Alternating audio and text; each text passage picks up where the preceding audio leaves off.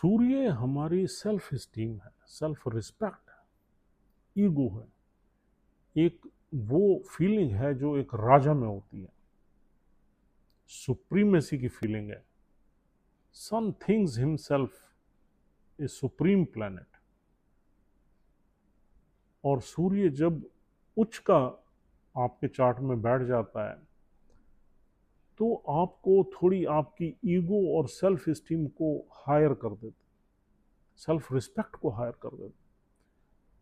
जिस इंसान की कुंडली में उच्च का सूर्य हो उसकी शान के खिलाफ आप जा नहीं सकते।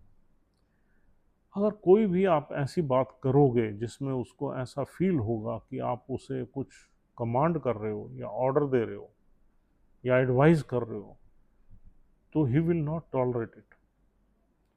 He will just shout at you and he will just say you shut up, who are you। तो सन में यही मैलिफिक एनर्जी, सूर्य को इसीलिए मैलिफिक कहा जाता है कि सूर्य इंसान को ईगो देता है, करेज देता है।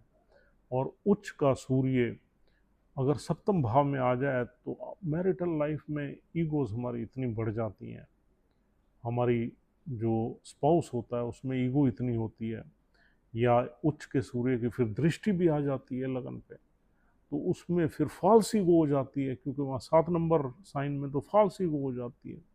तो इस ईगो और फॉल्स ईगो की टसल में इंसान का मैरिज का घर खराब हो जाता है। अगर सूर्य लगन में बैठ जाए तो भी सप्तम भाव को देखता है तो भी लगभग ऐसे ही रिजल्ट्स मिलते हैं।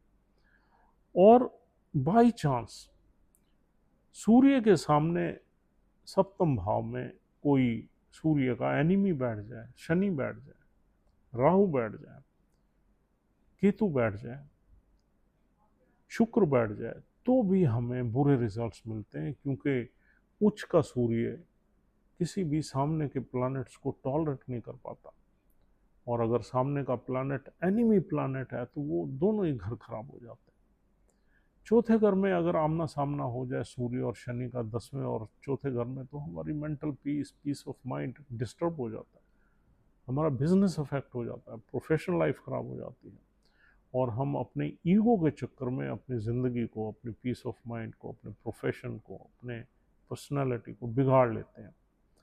तो इसलिए अगर सूर्य उच्च का आपके चार्ट में है तो आपको बहुत ही ध्यान रखना चाहिए कि कहीं आपके रिलेशनशिप्स में ईगो बहुत ज़्यादा हाई ना हो जाए, और अपने आप को बहुत ही ग्राउंडेड रखना है और प्रैक्टिकल रखना है। Thank you.